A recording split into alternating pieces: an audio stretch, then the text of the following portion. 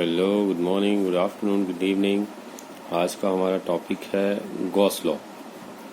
Gauss law is the next topic which we are going to discuss today, and Gauss law states that the net electric flux through a closed 3D surface, जैसे मैं लिख रहा हूँ, the net electric flux through a closed 3D surface is 1 upon epsilon naught times the net charge enclosed by the surface। सो ये है जी Gauss law के statement. Gauss law basically क्या है, ये बता रहा है कि कितना इलेक्ट्रिक फ्लक्स एक क्लोज्ड 3D सरफेस के अंदर से जा रहा है, और उसको गॉस ने बताया था कि द नेट फ्लक्स एक क्लोज्ड 3D सरफेस के अंदर से जो जा सकता है that is equals to 1 upon epsilon naught times the net charge जो उस सरफेस के अंदर है। So that means phi for the case of closed surface is equals to q by epsilon naught, that is equals to integration over the closed surface. ये जो मैंने word लिखा है this is closed surface. So integration for the closed surface into E dot D A. ये जो था हमारे पास, ये गॉस लॉ की स्टेटमेंट को हमने मैथमेटिकल टर्म्स के अंदर लिख दिया। उसने ये बोला था फ्लक्स, उसको हम फाई से लिखेंगे, फॉर द क्लोज्ड सरफेस उसके नीचे मैंने क्लोज्ड लिख लिया, इज मतलब is equals to 1 upon epsilon naught यानी कि 1 अपॉन एप्सिलॉन नॉट ये लिख दिया, टाइम्स द नेट चार्ज अगर मान लीजिए क्यू है उसके अंदर सरफेस के अंदर तो क्यू। तो ये इसका एक्सप्रेशन को मैथमेटिकली हम इस तरह से लिख सकते हैं। वेयर हम लिख लेते हैं where q is the net charge enclosed by the 3D surface, net charge enclosed by the 3D surface. So am I right in positioning the screen? 1 minute, correct. So this is the net charge enclosed in the surface. Good. अब हम करेंगे proof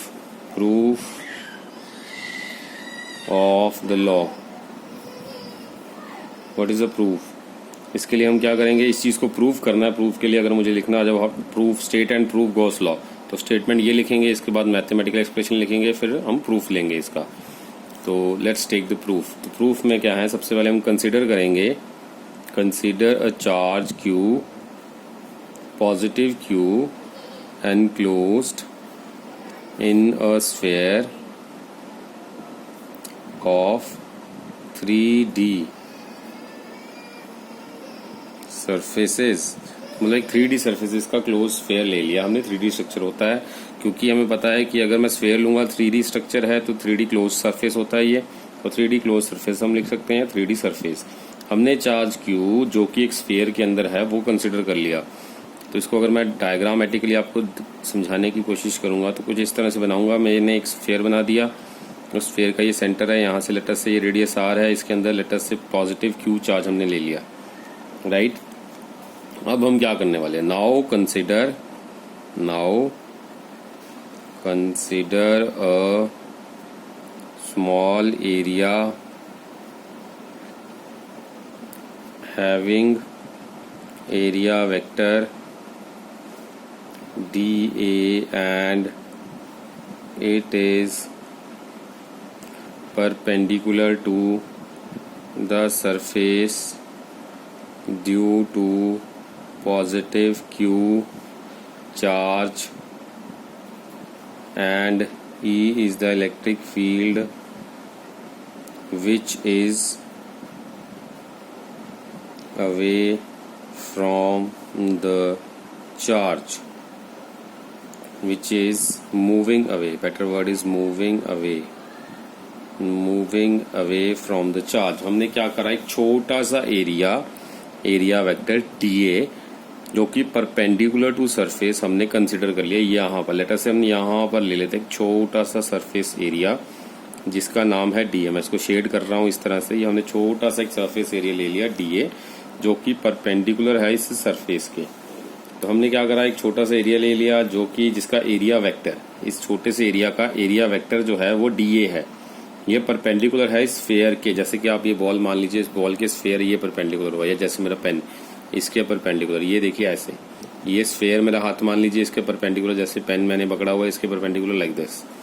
तो ये जो हो गया हमारे पास एक स्मॉल एरिया वेक्टर जो इसके परपेंडिकुलर है सरफेस के, and due to positive q charge, अगर मैं इलेक्ट्रिक फील्ड की बात करूंगा, electric field will be away, ये मैंने लिख दिया, और उसका एक्सप्रेशन क्या हो जाएगा, due to positive charge electric field will be given as d phi. अब देखिए इलेक्ट्रिक फील्ड जो छोटे से चार्ज के, छोटे से एरिया के लिए छोटा सा इलेक्ट्रिक फील्ड होगा, छोटे से पार्ट के लिए छोटा सा होगा फ्लक्स, तो फ्लक्स जो हो जाएगा d phi, not phi, it's d phi, that is equals to E into d A into cos theta. अब यहाँ पर बात आ जाएगी थीटा कितना है। तो थीटा देखिए कि आपको ये पता है पॉजिटिव चार्ज के लिए इलेक्ट्रिक फील्ड आउटवर्ड्स होगा, इसके नॉर्मल होगा सरफेस के, ये इसकी प्रॉपर्टी हमने पॉजिटिव चार्ज की पढ़ी हुई है कि due to positive charge electric field will be radially outwards perpendicular to the surface. और हमने जो एरिया वेक्टर लिया है ये भी हमने परपेंडिकुलर टू द सरफेस लिया है। Basically area vector is always taken perpendicular to the surface, ठीक है। तो इलेक्ट्रिक फील्ड भी और एरिया वेक्टर भी both are perpendicular to the surface, that means both are aligned in one line. So that means दोनों को alignment parallel हो गई एक दूसरे के। अगर इलेक्ट्रिक फील्ड इस तरफ है तो एरिया वेक्टर डीए भी इस तरफ है। अगर दो पैरेलल लाइंस के बीच का आपसे एंगल पूछा जाए तो then that case theta will be 0 degrees. तो दैट मीन्स थीटा 0, तो कॉस 0 कितना हो जाएगा, कॉस 0 मेरे पास हो जाएगा 1।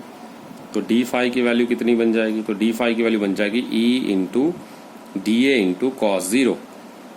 कॉस 0 इज 1, तो E d A that is the flux due to, यहाँ पे इलेक्ट्रिक फ्लक्स वर्ड लिखते हैं, flux, electric flux due to this small छोटा सा area that will be E into d A. लेकिन मुझे तो पूरे स्फीयर के लिए चाहिए, तो पूरे स्फीयर के लिए अगर मुझे निकालना हो तो मैं क्या करूँगा, डी फाई को इंटीग्रेट कर देंगे, because integration is the tool which will help us in calculating the total value of electric field. तो डी फाई अगर छोटे से पार्ट का है तो पूरे का कितना हो जाएगा, तो पूरे का हो जाएगा 5। Okay, moving to the next page and we are going to write, so as d phi is the flux for small area, so for entire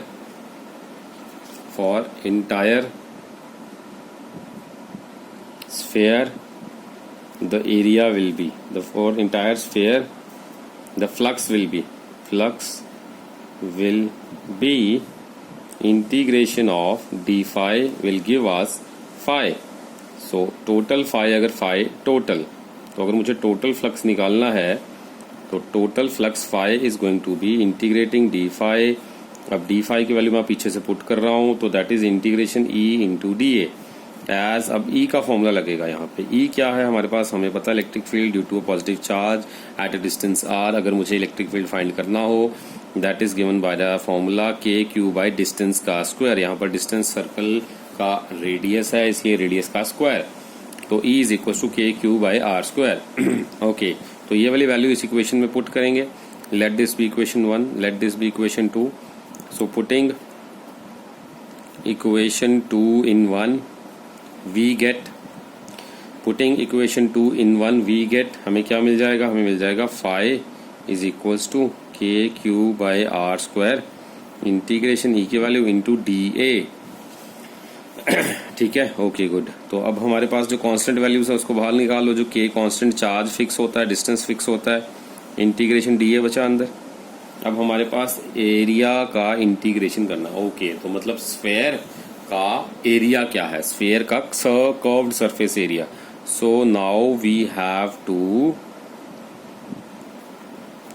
calculate curved surface area of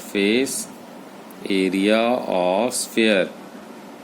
curved surface area of sphere अगर मुझे निकालना है तो जी कैसे निकलेगा, तो curved surface area of sphere के लिए हम क्या करेंगे, हम करेंगे फॉर्मूला लगा देंगे। Curved surface area of sphere का formula, area of the sphere का फॉर्मूला होता है curved surface area of sphere is equals to 4 pi और रेडियस का स्क्वायर 4 पाई आर स्क्वायर होता है इसका फॉर्मूला। तो इसका मतलब जो हुआ कर्व सरफेस एरिया, अगर इंटीग्रेशन करूंगा छोटे से पार्ट का इंटीग्रेशन करूंगा तो पूरा एरिया आ जाएगा, और ये पूरा एरिया ए लिख सकता हूं मैं इसको, area is 4 pi r square. और यहाँ पर एक दूसरी इन्फॉर्मेशन, इंटीग्रेशन करूंगा अगर मैं डी ए की, वहां से मेरे पास पूरा एरिया आ जाएगा। सर ये क्या चीज़ है? इंटीग्रेशन ऑफ एरिया का मतलब एक छोटे से पार्ट को इंटीग्रेट कर दो। इंटीग्रेशन एक टूल है जो पूरे पार्ट का, कर्व पार्ट का एरिया निकालने में हेल्प करता है। तो इंटीग्रेशन लगाया छोटे से पार्ट पे, छोटे छोटे छोटे पार्ट्स को सबको जोड़ के टोटल एरिया ये निकाल देता है इंटीग्रेशन। यहाँ पर ये करा, छोटे छोटे पार्ट्स को इंटीग्रेट कर दिया मतलब ऐड कर दिया, तो टोटल एरिया आ गया। अब